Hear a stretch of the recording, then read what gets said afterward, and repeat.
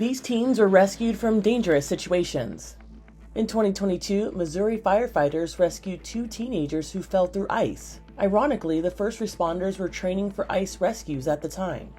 You went from kind of standing around talking about the ice, kind of rehashing what you'd just done, to actually having to get out there and do it. You didn't have time to think. You tried your best to get your suit on, get everything ready, get out there as fast as you can. As firefighters wrapped up their training, the teens were spotted running across the lake. In less than 15 seconds, the ice broke. They were spotted by our deputy chief. She pointed out to us. We all turned and looked, thought, oh no, please don't go through the ice. Next thing you know, they went through. They were definitely becoming hypothermic. One of the individuals was very, very lethargic, and what I mean by that was he was pretty much floating vertically with only his face above water and wasn't moving. Come on, help me pull him up! In 2022, Maryland officers saved a teen who jumped into a frozen creek trying to save their friend. By the time cops got there, that friend was already safely back on shore. Watch it! Help me pull him up! I have a rope for you. I got you. Police body cam video shows the dramatic moment when the teen took hold of the rope, while officers pulled the kid to safety. Watch it! You're okay. Roll over for me. That was a brave effort you did there. In 2021, Trent Jarrett was live streaming his ATV ride in West Virginia when he crashed. He became pinned under the vehicle. It rolled and went on its side and onto my back to where I could hardly breathe. There was no possible way I could lift it off me. I had all of my body parts pinned down on the ground. 800 miles away in New Hampshire, Caden Quaitner watched the accident unfold on TikTok.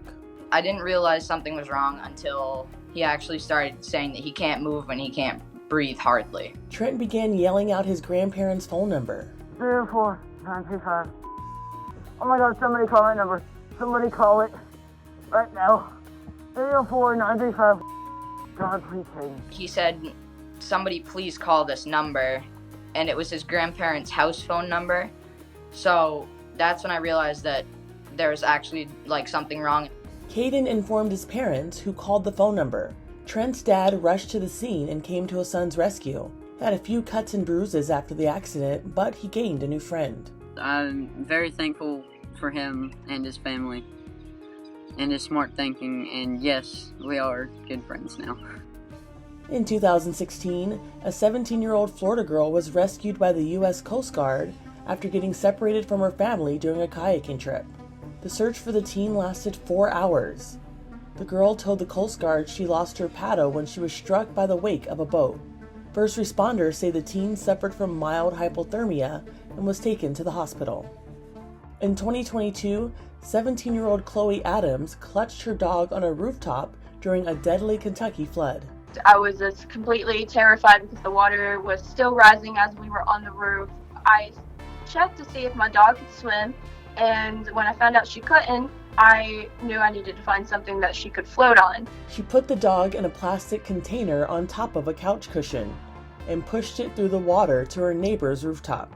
I did not think I was going to make it out alive. 5 hours later, her cousin arrived in a kayak to help. They made sure Sandy was rescued first. She's been my very best friend, so I put her before I put myself, and I could not leave her on the rooftop by herself. In 2022, a basketball coach saved a student's life. High school freshman Riley Kelly was eating a cheeseburger when he began to choke on his food. Coach Joel Hauser was on his laptop while on duty in the lunchroom. He noticed Riley struggling to breathe and immediately went over and performed the Heimlich maneuver. In 2017, high school freshman Will Olson was eating lunch when he began to choke.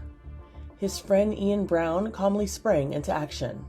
He performed the Heimlich maneuver and the food popped out. I was just doing what I was taught and trained to do. My parents told me what to do in this kind of situation, give a sign to your friends that there's something wrong here, and that's what I did. I could feel it in my throat, going up and down, trying to get out, but it just wouldn't dislodge. It's not preferably something I ever want to see again. I feel like if he wasn't there, I'd be dead. In 2022, Principal Jody Sowards performed life-saving CPR after a student collapsed and stopped breathing. And when I came out the door of the cafeteria and I looked to the right going down the hallway, that's when I saw the young man laying in the floor at that time. 8th grader Timothy Johnson was playing basketball and started to feel unwell. He left the gymnasium and went to the hallway where he went unconscious. At that first moment, there was blood coming out of his mouth and I didn't know why.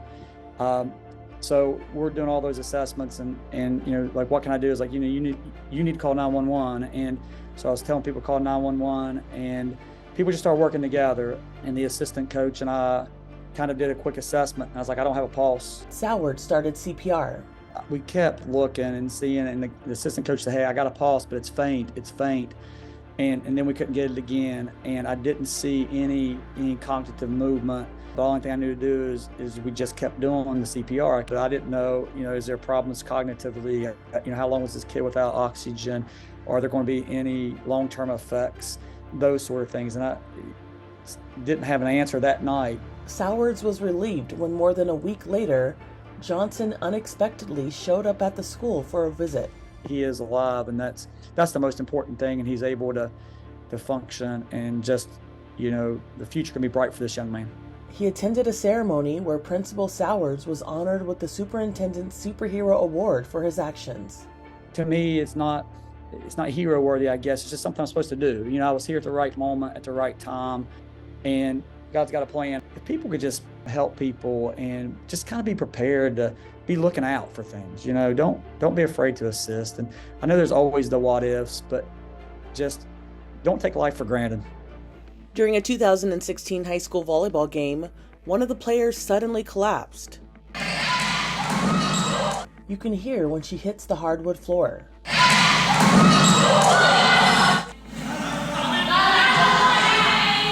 The teen was in full cardiac arrest, so a coach performed CPR. Then school administrator Julie Sermons rushed in with the defibrillator.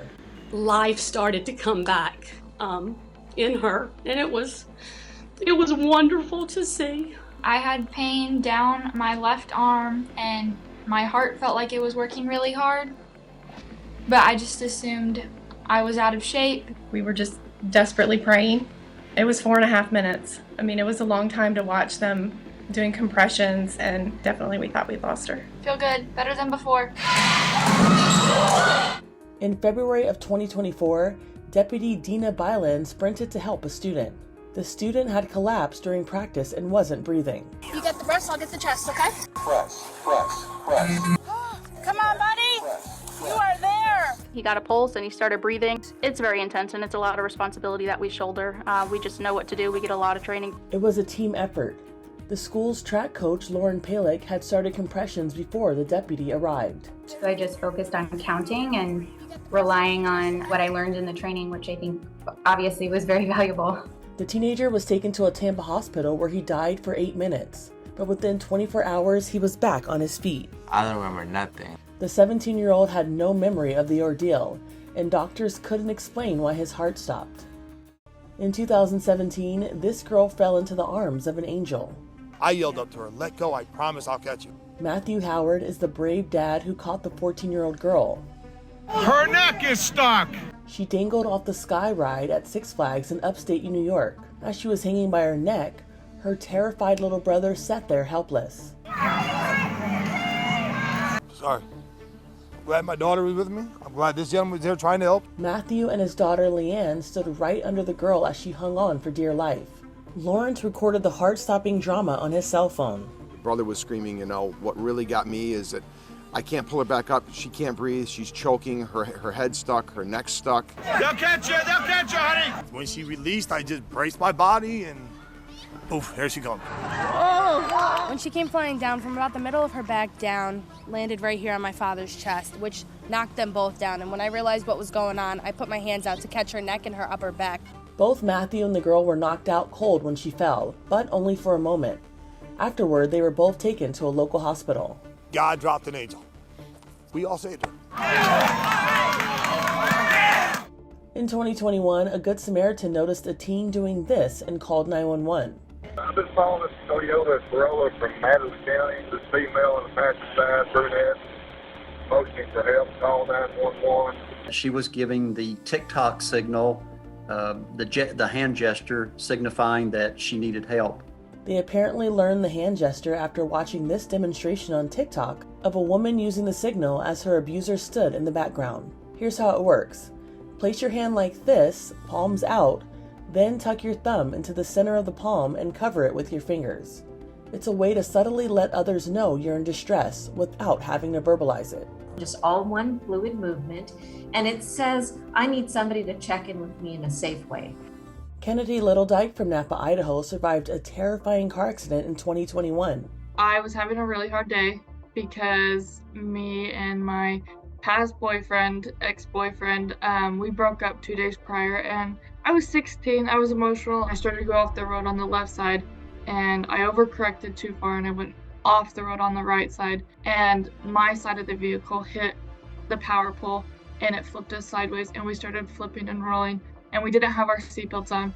So when we were flipping and rolling, I was the first one out, and I wasn't on the ground. I was actually hanging in the power line by my broken leg. Doctors couldn't save her leg, but the accident transformed her. I'm in a whole different, harder situation, but I'm so much happier. For Inside Edition Digital, I'm Andrea Swindall.